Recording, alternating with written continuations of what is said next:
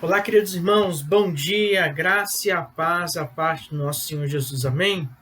Como é bom podermos estar mais uma vez juntos nessa manhã para estudarmos a palavra do nosso Deus, podermos alimentar os nossos corações com essa palavra. E antes de nós iniciarmos a nossa lição nessa manhã, eu queria convidar você a fechar os seus olhos, vamos fechar os nossos olhos, vamos falar com o nosso Deus, vamos pedir a Ele que venha falar conosco nessa manhã. Pai, graças nós damos ao nome do Senhor. Obrigado, Deus, pela tua misericórdia, pelo teu amor. Obrigado, meu Deus, pelo teu cuidado. Pai, agora que nós iremos estudar a tua palavra, nós pedimos ao Senhor que o Senhor nos dê direção da tua palavra. Pai, abra os nossos ouvidos, a nossa mente, para entender, ó Deus, tudo aquilo que o Senhor tem a ministrar aos nossos corações essa manhã. Põe tua palavra em nós, perdoa as nossas falhas, nos fortalece. É o que nós pedimos ao Senhor, no nome de Jesus. Amém. Amém, irmãos. Vamos lá, então. Darmos, então, continuidade ao estudo da nossa carta. Nós vamos estudar, então, a lição de número 14, a providência e a promessa, baseado nos capítulos 15 e 16 de João. O versículo-chave da nossa aula nessa manhã é João 16, 33, quando ele diz, falei essas coisas para que em mim vocês tenham paz. No mundo vocês passam por aflições, mas tenham coragem, eu venci o mundo. Então, dessa maneira, nós temos aí o alvo da nossa lição, né? Ao estudar essa lição, você vai conhecer melhor o propósito e as circunstâncias naturais de viver o Evangelho, estando no mundo corrompido. Nós temos também alguns objetivos a alcançar nesta manhã. Primeiro, é conscientizar-se de que o Espírito Santo é guia, consolador e instrutor dos crentes. Então, nós vamos estudar mais profundamente qual é o papel do Espírito Santo na vida dos crentes, da maneira como ele age na vida dos servos do Senhor, qual é o papel dele aqui entre nós. Também desfrutar da plena paz de Deus, mesmo em face das lutas, ou seja, é importante nós termos a consciência de que paz para o cristão nem sempre vai ser ausência de guerra. A paz vai ser a certeza de que nós podemos desfrutar consolo e segurança mesmo diante das lutas que nós passamos.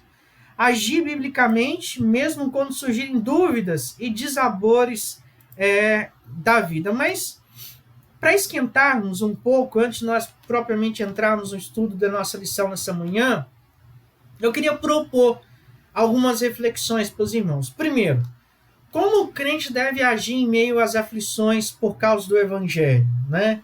Vamos contextualizar aquilo que nós estamos passando, né? Qual deve ser a reação do crente diante das aflições que nós estamos passando, né? Aflições da questão da pandemia, aflições em relação à incerteza com relação ao futuro, a aflição em relação ao incômodo em relação da questão financeira que pode assolar a nossa nação nos próximos meses, mas de modo geral, como deve ser então o nosso agir em meio às aflições por causa do Evangelho? Qual deve ser o nosso papel diante do Evangelho do Senhor, diante dessas aflições? A segunda questão que eu quero que você reflita é onde podemos encontrar refúgio e orientação para enfrentar as tribulações. Será que o nosso refúgio ele vai vir de mãos humanas? Vai vir de mão daquilo que o homem pode fazer por nós? E aí eu quero fazer um parênteses e chamar a sua atenção para aquilo que o salmista escreve no Salmo 121, quando ele diz, eleva meus olhos para os montes, de onde me virá o socorro? E aí ele responde, o meu socorro vem do Senhor que fez os céus e a terra. Aí ele mostra para nós, porque havia uma cultura no meio dos judeus, de que o socorro viria sempre pelas montanhas, ou seja, viria pelas nações vizinhas. Mas aí o salmista mostra que o socorro ele não vem das nações vizinhas. O socorro vem do Senhor, aquele que criou todas as coisas, aquele que formou todas as coisas. E aí, então, onde nós podemos encontrar esse refúgio? E a terceira questão que eu queria tratar com você é como você pode compreender o papel do Espírito Santo em nossos dias, né? Diante daquilo que você já conhece do Espírito Santo, daquilo que você já leu nas Escrituras sobre o Espírito Santo, como que você pode compreender o papel do Espírito Santo nos nossos dias? Qual tem sido o principal papel dele nesse tempo em que nós temos passado de tanta angústia? E aí eu gostaria que você mandasse a resposta para mim, através dos nossos grupos aí, seja pelo comentário, mas eu gostaria de incentivar você que participasse da aula nesse instante e mandasse para a gente aí a sua resposta. Então nós vamos ver que nos capítulos 15 e 16 são sequências argumentativas de João. No capítulo 14, para tratar sobre a partida de Jesus e a chegada do Espírito Santo. Basicamente, os dois capítulos discorrem sobre a providência de Jesus antes da sua morte, ou seja, a ideia de preparar determinadas ações ou situações que ajudem a evitar ou diminuir o mal, e a promessa da vinda do Consolador. Então nós vemos que, na verdade, a proposta de Jesus era, de fato, preparar o coração dos seus discípulos para aquele momento que estava se aproximando, o momento que ele ia passar ali no Calvário, o momento que ele seria colocado naquela cruz, a sua prisão, a sua morte, a sua ressurreição, e depois, consequentemente, a sua partida para o céu, a sua volta para o Pai, e ao mesmo tempo também a promessa da vida do Consolador, ou seja, Jesus estava dizendo: olha, vocês não vão ficar sozinhos, vocês não estarão sozinhos nesse tempo. Eu vou e meu Pai vai mandar o Consolador. Meu Pai vai mandar alguém para poder ajudar vocês, e esse alguém é o Espírito Santo do Senhor, que veio de fato para nos ajudar a entender todas as coisas. E aí, entrando já propriamente na nossa lição, o ponto 1, que trata da providência, João 15, de 1 a 25, aí ele fala da metáfora, né?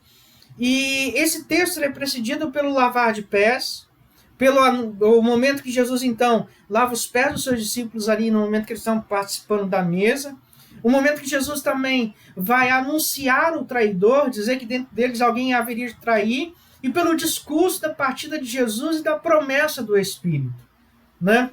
Nesse sentido, podemos afirmar, com base no contexto de João 15, de 1 a 8, que é um tipo de pausa reflexiva para tratar com a comunidade a importância das palavras permanecerem em mim. A sessão é a exposição de uma metáfora de alta complexidade interpretativa. Vamos nos concentrar apenas nos personagens e nos níveis de frutificação ilustrados a partir do cultivo da vinha. Então vejam que Jesus faz meio que uma pausa nesse momento e usa uma metáfora para exemplificar, ou melhor dizendo, aprofundar então o seu ensinamento a despeito das suas palavras de permanecer em mim. Daí ele vai usar uma pequena ilustração, uma pequena parábola, falando sobre alguns níveis de frutificação, para mostrar para cada um de nós a necessidade de nós permanecermos nele, a necessidade de nós acreditarmos e confiarmos, né? Trazendo aí as palavras ainda de João 14, quando ele diz: olha, não se turbe o vosso coração, credes em Deus, credes também em mim. Ou seja, é a necessidade que Jesus estava reforçando isso junto aos seus discípulos, de permanecer nele. Precisamos estar no Senhor, precisamos permanecer em Jesus. Mas aí, nós vemos então os personagens, né? Deus, então, é colocado como lavrador, ou seja, ele é o dono da vinha, que planta, que cuida para que os ramos possam dar frutos. Jesus é a videira, ou seja, o meio pela qual Deus cultiva os frutos. Os homens são os ramos, ou seja, o sentido aqui é de um broto ligado à videira, ou seja, nós precisamos estar enraizados em Cristo Jesus para que nós possamos produzir os bons frutos dessa semeadura, daquilo que o Senhor tem a nos ensinar. Nesse sentido, nós vemos aí que João agora vai trazer as palavras de Jesus que vão falar sobre os níveis de frutificação. Então nós vamos encontrar aí os que não produzem nenhum fruto, os que produzem alguns frutos e os que produzem muitos frutos. Em geral, a metáfora serve como uma introdução dos ensinos que virão. Ou seja, Jesus usa essa expectativa de usar uma figura que era muito salientar ou muito comum naquele tempo para eles, pois a grande parte das pessoas trabalhavam ou com pesca ou no campo, e Jesus mostra para eles que aqueles que permanecem nele produzem frutos, dão, então, a amostra dignas de que ele, então, está habilitado, está alicerçado, está inserido na questão da convivência com o Senhor, e de fato Cristo então habita o seu coração. Mas aí nós vemos a aplicação de João para hoje. Qual a importância de se produzir fruto? Por que a Bíblia e o próprio Cristo deu tanta ênfase à questão de produzir fruto? João 15,16 nos disse: eu os escolhi e os designei para que vão e deem fruto, e o fruto de vocês permaneça.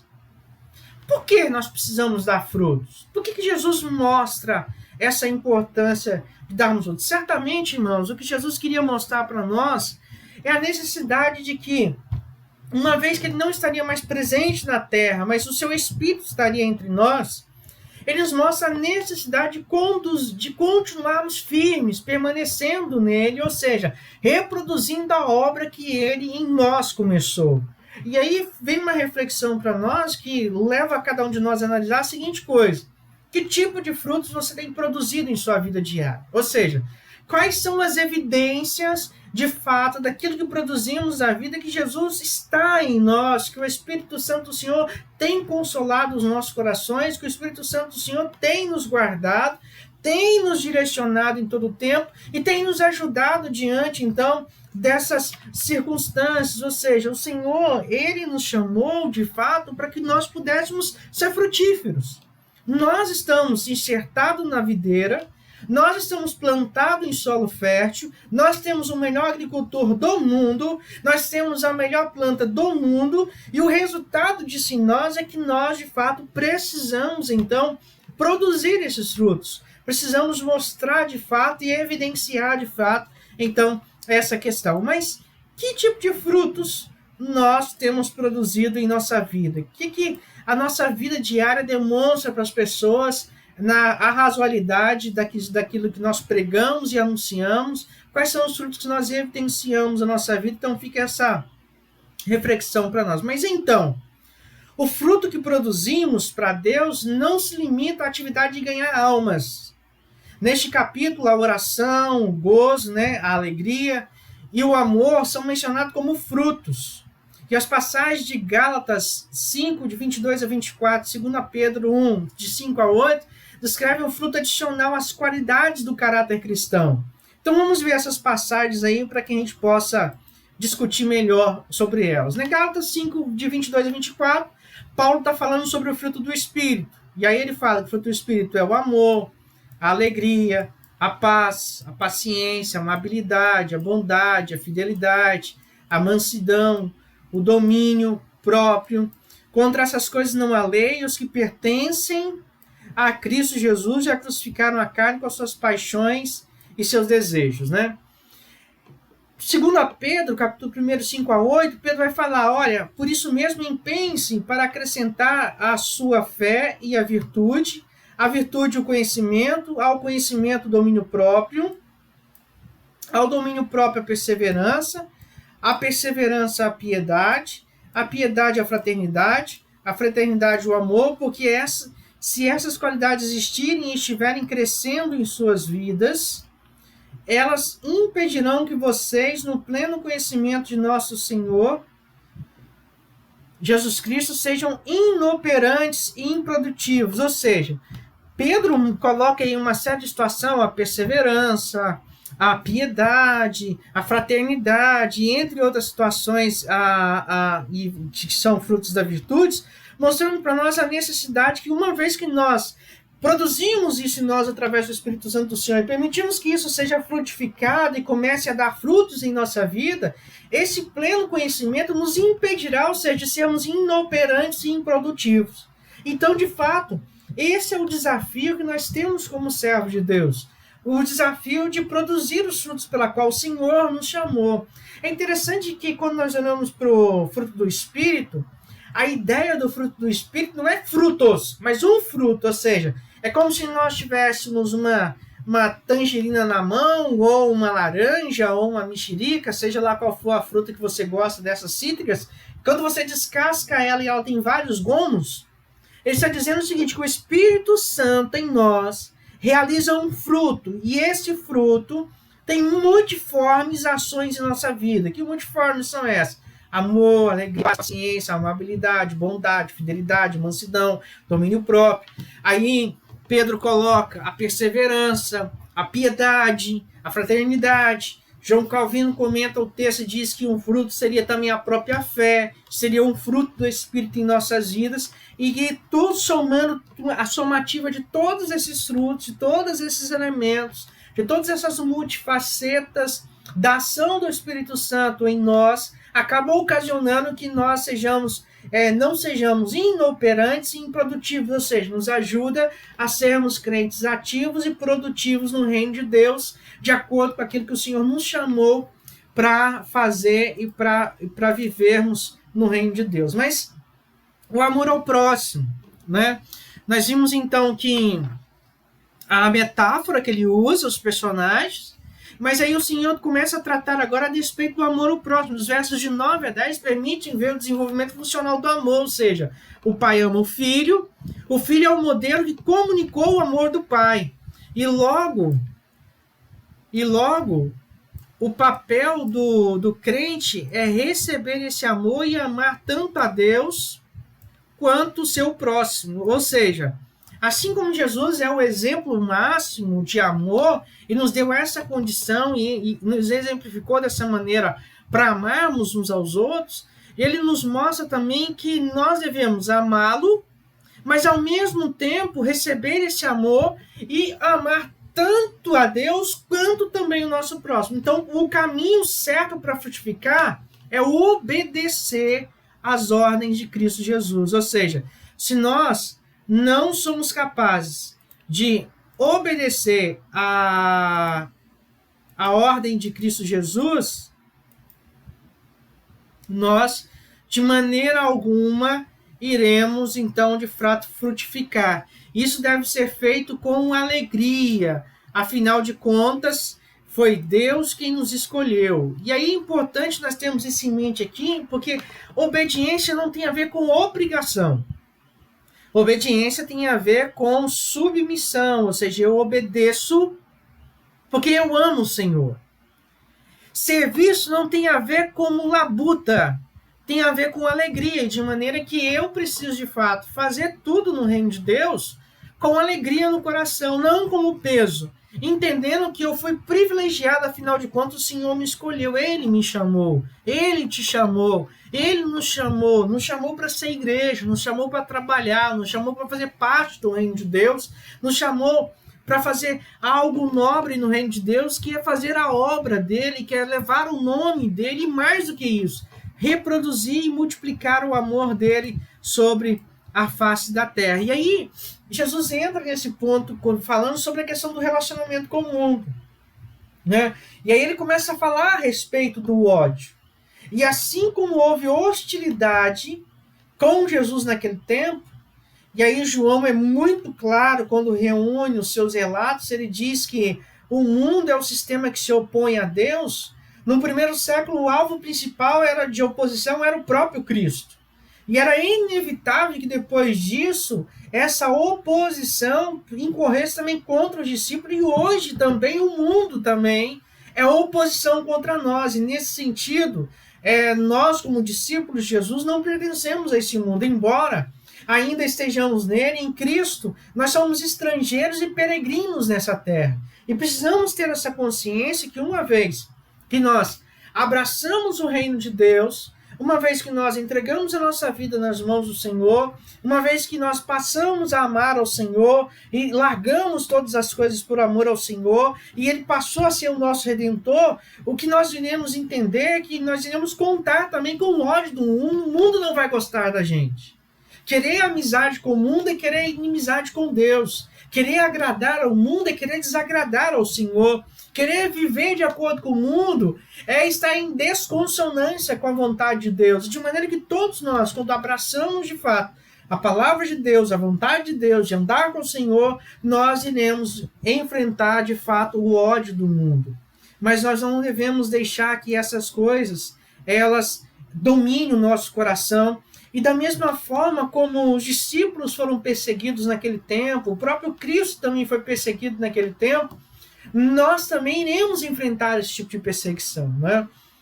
Com toda essa questão da pandemia que nós temos vivido, né, nesses últimos tempos, a China recentemente lançou mais uma incursão contra os cristãos que lá residem, proibindo esses cristãos de batizarem novas pessoas. Ou seja, perseguindo ainda mais, apertando mais a torneira do comunismo contra a Igreja do Senhor, impedindo a Igreja do Senhor de cultuar ao Senhor. Alguém disse no passado que o verdadeiro cristianismo traz consigo a cruz. Ou seja, é por isso que Jesus, quando fala sobre a questão de segui-lo, ele disse bem claramente, dizendo que qualquer pessoa que amasse qualquer outra coisa nessa terra muito maior do que ele não era digno de estar com ele. Pois aquele que gostaria de segui-lo deveria negar a si mesmo, tomar a sua própria cruz e ir após ele. E dessa maneira, os discípulos passariam por essa perseguição. E nós, muitas vezes, também precisamos enfrentar ou enfrentamos essa perseguição nos nossos dias por conta da nossa fé no Senhor, por conta da maneira como nós vivemos no Senhor. Mas eles também teriam que lidar com a indolência. E Jesus, se não tivesse vindo ao mundo, os homens não seriam culpados de rejeitá-lo. A vinda declara a sua messianidade. Portanto, os incrédulos são indesculpáveis. A maior parte da geração de Cristo não creu em seus feitos. Não podemos esperar outra coisa do mundo que não seja a insensibilidade ou apatia, ou seja, a reação normal que nós podemos esperar dos nossos dias em relação à palavra de Deus que tem sido pregada é a apatia, é a insensibilidade, assim como foi no passado que eles rejeitaram a Cristo Jesus, também no presente eles fazem dessa forma, mas eles sabem o testemunho que eles estão escrevendo contra eles mesmos. É evidente que todas essas coisas aconteceram para se cumprir as Escrituras, ou seja, tudo que aconteceu naquele tempo e tudo que tem acontecido no nosso tempo é em cumprimento àquilo que as Escrituras registraram e deixaram, então, para o nosso testemunho. Ok, irmãos? Tudo bem até aqui? Se os irmãos tiverem alguma dúvida, mandem, compartilhem, seja pelo comentário, manda no grupo da igreja. Nós, na próxima aula, gravamos um momento só para tirar esses tiratemas, essas dúvidas, mas é importante que os irmãos participem, para que a nossa aula seja enriquecida com os comentários dos irmãos. Mas aí João, para hoje, traz uma questão para a nossa reflexão. Analisando a vida da igreja nos dias atuais, temos ensinado a cruz, a perseguição e o ódio do mundo em nossa vida? Ou seja, a pergunta aqui é: qual tem sido o tipo de pregação que nós temos feito nesses dias? Qual tem sido a temática das nossas pregações? Será que realmente nelas nós temos revelado a profundidade da cruz? Mostrando que, de fato, aqueles que abraçam a fé terão que enfrentar a perseguição e o ódio do mundo em suas vidas, mas que eles podem ter bom ânimo, que Jesus venceu o mundo, está conosco e nos ajudará também a vencer todas as nossas limitações? Ou será que nós temos nos restringido a observar isso no mundo da igreja perseguida? E aí é interessante, irmãos, que eu há algum tempo já havia dito aos irmãos que chegaríamos um momento que nós não teríamos a liberdade de estarmos com as portas abertas para pregar o evangelho. E esse dia chegou. E ainda não passamos por essa perseguição tão profunda como as igrejas na África, na China, em países dominados pelo comunismo, pelo socialismo, tem enfrentado essas perseguições, impedindo a igreja de crescer, do evangelho de ser pregado. Mas a pergunta é: qual tem sido o assunto das nossas pregações? Será que realmente nós temos revelado a cruz de Cristo, revelado a mensagem do evangelho que diz a necessidade da remissão de pecado, da confissão de pecado, do abandono do pecado, a necessidade de ter um encontro com Cristo, para que Cristo de fato possa transformar a vida das pessoas? Qual tem sido o tipo de pregação? Ou melhor, qual é a pregação que a minha vida e a sua vida têm pregado nesses últimos dias? Fica essa reflexão para nós, que nós possamos pensar um pouquinho sobre isso. Mas aí dentro da promessa, né? Aí no capítulo 15, a partir do versículo 26, Jesus começa a tratar a respeito da vinda do Espírito Santo, né? Jesus tinha avisado seus discípulos sobre a sua partida e a vinda do Espírito Santo, João 14. Nesse texto, vemos que o Senhor reafirmou a sua promessa e enfatizou o ministério do Espírito Santo como testemunha da cruz por intermédio dos seus discípulos. Ou seja, ele mais uma vez mostra, olha, não vai ser possível que eu esteja mais presente corporeamente com vocês na terra, mas eu estarei presente através do Espírito. Ou seja, eu vou, mas o Espírito Santo virá para tratar com vocês. E o que nós vamos ver então em seguida é a obra do Espírito Santo, ou seja, a instrução de Cristo que ele dá para os seus discípulos é para que eles não tropecem e não caem.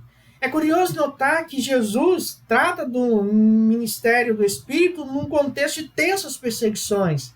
E em textos paralelos observamos o auxílio do Espírito em face das lutas. Na sequência, Jesus deu detalhes dos níveis de perseguição dos seus discípulos enfrentariam. E aí, William Hendricks, um comentarista bíblico, ele disse que seriam destituídos de todas as esperanças e prerrogativas dos judeus, seriam vistos por seus antigos amigos como piores pagãos, perderiam o emprego, seriam exilados de suas famílias e perderiam até mesmo o privilégio de um sepultamento honroso. Pior que isso, eles seriam de fato mortos, seriam mortos pelas mãos de religiosos ignorantes, como foi Tiago, Pedro e Paulo. Dessa maneira, irmãos, nós percebemos que Jesus, então, está querendo tratar o coração dos seus discípulos e, ao mesmo tempo, essa palavra ela é muito útil, oportuna e atual aos nossos corações, pois ele também quer tratar conosco para evitar que nós não venhamos a cair. Cair por conta dessa situação de que estamos vivendo, cair por conta de todas as notícias ruins que o mundo tem apresentado, cair por conta de tanta maldade que tem acontecido nos nossos dias. E dessa maneira Jesus então apresenta para os seus discípulos e também para a igreja os aspectos então da obra do Espírito Santo do Senhor. E quais são esses aspectos? Quais são essa obra? Em primeiro lugar, é que ele é o Consolador. Os discípulos estavam mais tristes ainda do que estavam no capítulo 14. E por saber que seriam odiados, perseguidos e talvez até mortos por causa do evangelho da cruz. Jesus então queria que a esperança deles estivesse no destino de Cristo, a saber, o céu. Queria ajudar os seus discípulos a então colocarem a sua esperança naquilo que não era passageiro, mas naquilo que era eterno. Assim como Jesus estava voltando para o Pai, nós também um dia nos encontraremos com o Pai. A única forma dos discípulos gozarem a eternidade era se Cristo cumprisse a obra expiatória e o Espírito viesse como consolador da vida. Ou seja, a única maneira do homem poder, de fato, gozar da vida eterna foi através da obra expiatória de Jesus. Ou seja, foi Jesus não só satisfazer a necessidade do sacrifício, como também afastar toda a ira de Deus que estava sobre a vida dos homens por conta do pecado. Que o pecado trouxe separação, o pecado trouxe condenação, o pecado nos afastou dos propósitos de Deus e nos impediu de viver, de fato, a face de Deus. E dessa maneira, então, a obra de Jesus foi necessária, primeiro, para cumprir, de fato, as necessidades da ira de Deus, ou seja, satisfazer, pagar a dívida, rasgar a cédula que estava contra nós, mas ao mesmo tempo também para que o Espírito pudesse vir até nós, para que nós pudéssemos receber então o consolo para as nossas vidas. Mas aí o papel também de convencedor, ou seja, os três tópicos são atribuídos ao exercício ministerial do Espírito Santo. Ele vai convencer do pecado, porque eles não creram no Senhor Jesus, da justiça, porque Jesus estava indo para o Pai e eles não veriam ele mais, e do juízo, porque o príncipe deste mundo já está julgado. Então, o papel do Espírito Santo, além de consolar o coração da igreja, de consolar o coração dos discípulos daquele tempo, e consolar os nossos corações, também é convencer do pecado, da justiça, do juízo. Do pecado, porque todos pecaram, estão destituídos, estão afastados da graça e da glória de Deus. Da justiça, porque ele foi para o Pai. E dessa maneira, como ele foi para o Pai, e era necessário que houvesse então um derramamento de sangue para que houvesse remissão de pecado, ele veio também para convencer do juízo, ou seja, um dia todos nós seremos julgados.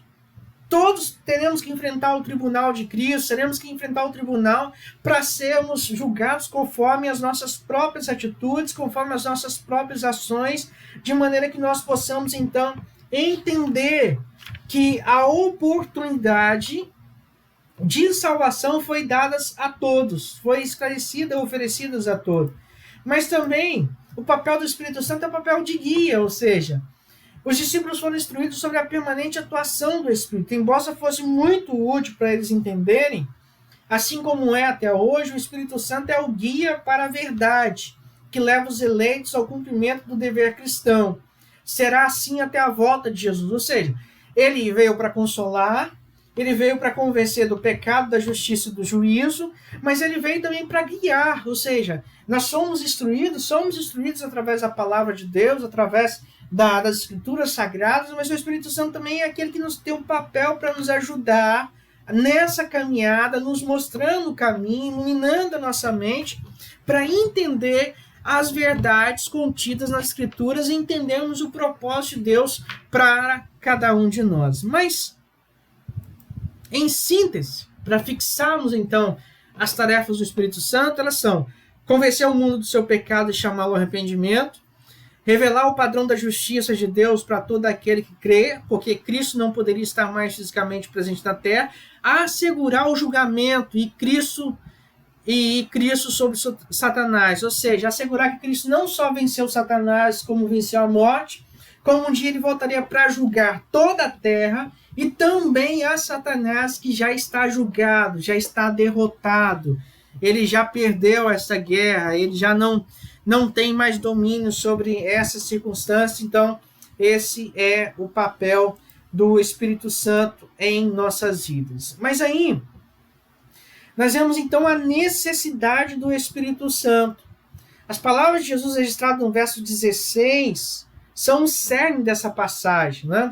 Vamos aí relembrar aí o que ele disse aí em João 16:16. Abra sua Bíblia aí no capítulo 16 de João.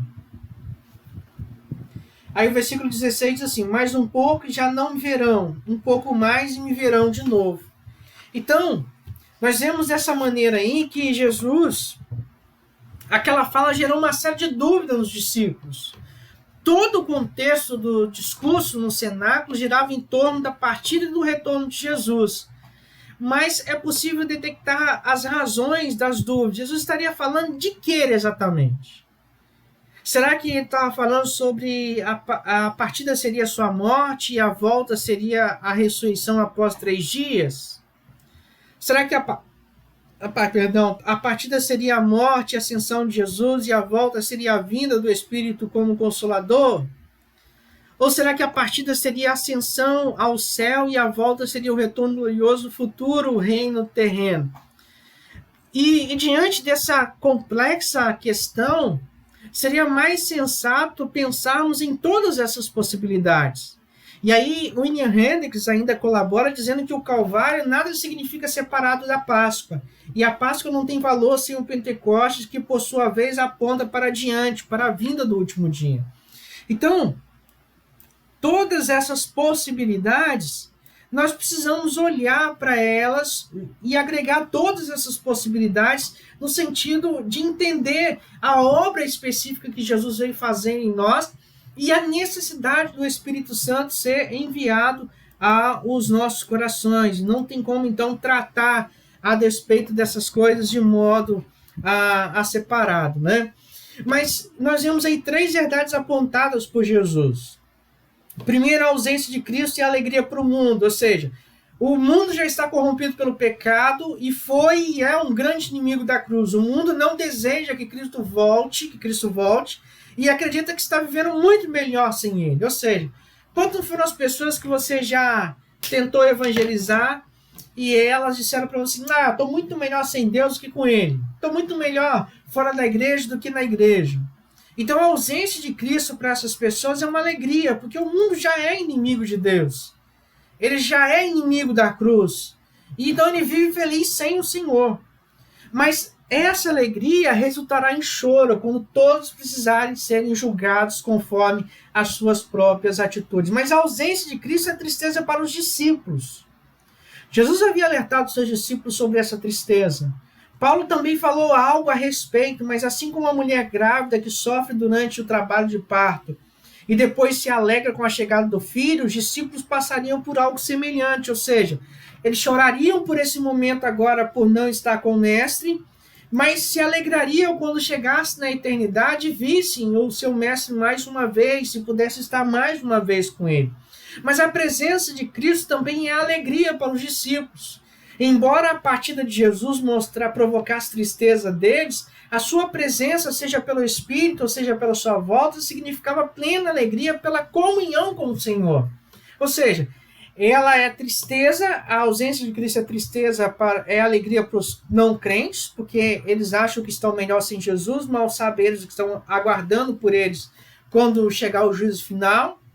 É tristeza para os discípulos, porque eles não conseguem entender aquela questão toda e várias dúvidas permeiam o seu coração, e aí Jesus mostra a questão do Espírito Santo. Mas ao mesmo tempo é alegria, porque a partida de Jesus ao céu é a certeza de que um dia também lá nós estaremos.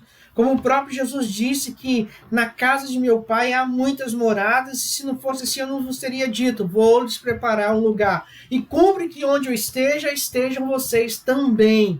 Então essa é a alegria de poder experimentar desta comunhão com o Senhor. Então, dessa maneira, nesse contexto, é possível chegar a razões para as quais os discípulos deveriam trocar a apreensão, a tristeza pela alegria no Senhor. Primeiro, a alegria pelo acesso direto agora ao Pai, por meio do nome de Jesus Cristo. Ou seja, antes, as pessoas não poderiam fazer isso. Elas queriam orar, queriam sacrificar, queriam pedir perdão, precisavam do sacerdote.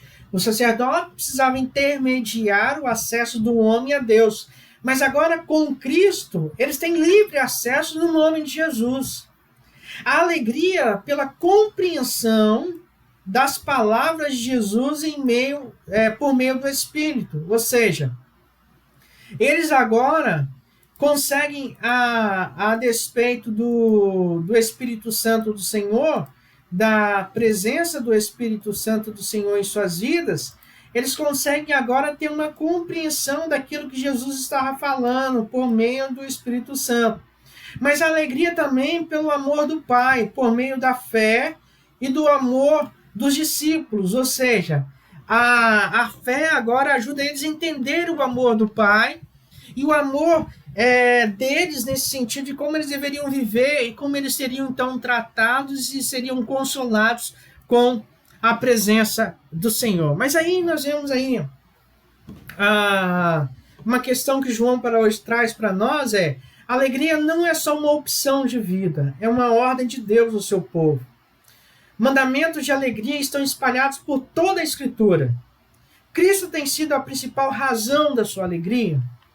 Então veja que a alegria para o cristão, ela não é uma opção, ela é uma ordenança de Deus, e toda a Escritura nos mostra justamente essa ordenança. Mas aí a pergunta é, Cristo tem sido a principal razão da sua alegria? Qual tem sido a sua fonte de alegria? O que tem causado alegria ao seu coração? O que tem trazido renovo ao seu coração? Será que Jesus de fato tem sido essa alegria no seu coração? É só uma questão, irmãos, para refletirmos. Porque se eu olho para um homem, meu coração se entristece. Se eu olho para as circunstâncias, meu coração se desespera. Mas se eu olho para Jesus, o meu coração se alegra. Porque em Cristo Jesus, de fato, é a fonte da minha alegria. Pois eu sei que nele eu posso estar seguro e nele eu posso depositar em todo o tempo a minha vida. Mas aí, irmãos, a esperança no Espírito. E aí esse texto narra as últimas palavras de Jesus no cenáculo antes da via dolorosa. Seu ministério terreno estava em iminência de acabar. A cruz era o destino final de Cristo. Era o destino de Cristo. A essa altura, as dúvidas dos discípulos davam lugar à compreensão dos fatos sobre o Messias. Os discípulos passaram por uma confirmação de fé do amor ao Senhor. Afirmaram de forma consciente que creem que Cristo é de fato o Messias prometido. Entretanto, nos versículos seguintes, Jesus afirmou que a fé deles ainda era vacilante. Nem eles mesmos conheciam a si próprios como Cristo os conhecia. E nesse sentido, devemos procurar conhecer a nós mesmos por meio da Bíblia. A compreensão de quem somos, de fato, não está em nós, mas na palavra de Deus.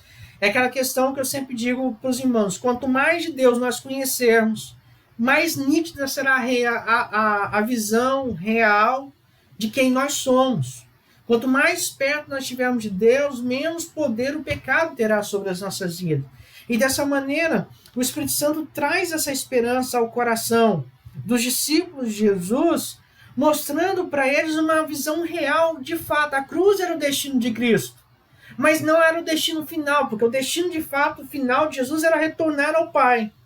E uma vez retornar ao Pai, era voltar para buscar a sua igreja, voltar para buscar os seus, aqueles que de fato são fiéis ao Senhor e que de fato estão aí permeados e firmes na palavra de Deus. Nesse sentido, aqueles que são de Cristo estão no mundo e inevitavelmente sofrerão aflições. Quando Jesus fala, falei essas coisas, significa todo o discurso cenáculo, noite das noites. Nesse sentido, a Bíblia nos incentiva a receber bem as aflições. A maneira de vencermos as aflições é gozando da paz de Cristo e tendo fé nele. Ou seja, nós devemos aprender a olhar para as nossas aflições não como um fardo nas nossas vidas, mas no momento em que Deus nos permite passar, mas que não nos abandona. Ele está presente conosco. E a maneira de nós vencermos isso é experimentando a paz, é gozando da paz e tendo fé no Senhor. Mas aí, irmãos, nós temos aí o João para hoje, que traz a seguinte reflexão: talvez nenhum de nós tenha consciência da nossa fé e de onde podemos cair. Se repentinamente formos colocados em aflições e prova, como reagiremos? Feliz é aquele que jamais se esquece as palavras de Paulo. Por isso, aquele que pensa estar em pé, veja que não caí do salmista, sustenta-me e serei salvo. A pergunta é, será que realmente eu e você nos conhecemos ao ponto de sabermos onde podemos cair? Diante das provações que, se formos expostos, aflições e prova, como reagiremos a essas provas? E por isso nós precisamos ter esses dois princípios guardados no nosso coração. Se estamos de pé, precisamos tomar cuidado para que não caia.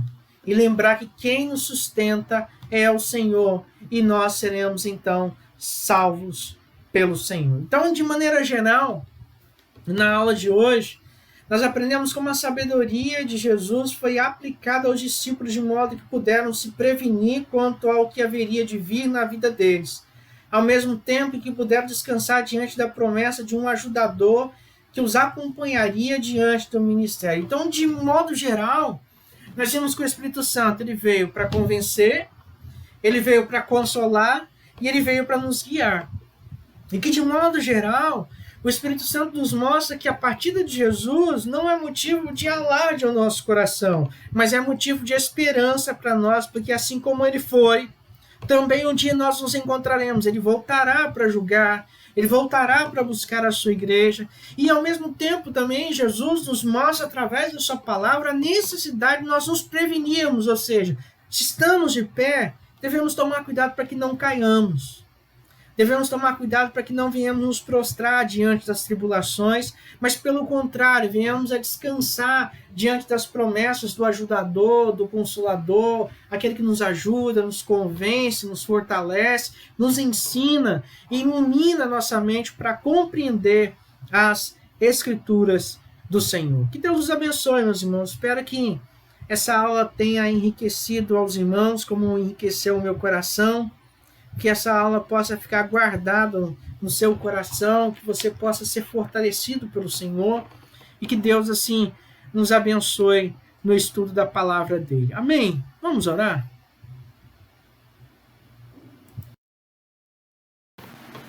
Amém, irmãos? Que Deus possa abençoar, aplicar essa palavra ao seu coração, possa te guardar ricamente, Espero que esses momentos que nós estamos passando nessa quarentena, que estamos estudando a palavra do Senhor, possa estar abençoando, consolando o seu coração, trazendo paz para a sua vida, e que Deus abençoe sua vida ricamente. Vamos orar mais uma vez e encerrar nossa aula dessa manhã. Pai, obrigado por tudo, ó Deus. Obrigado pelo teu consolo, obrigado porque a tua palavra, Deus, não nos deixa desanimar e nem desistir. Entregamos tudo em tuas mãos, pois cremos, ó Deus, que o Senhor é o nosso provedor, o nosso sustentador e o nosso consolador. Aplica, Deus, tua palavra aos nossos corações, direciona, ó Deus, as nossas vidas, abra as portas, ó Deus, para o teu povo, derrama teu poder sobre nós. Escreve, Deus, cada uma dessas palavras que nós estudamos esta manhã no nosso coração. É o que nós pedimos ao Senhor, no nome de Jesus. Amém. Amém, irmãos. Deus te abençoe, Deus te leve em paz. E até a nossa próxima aula, se assim Deus nos permitir. Ir em paz e fique com Deus todos e receba um grande abraço.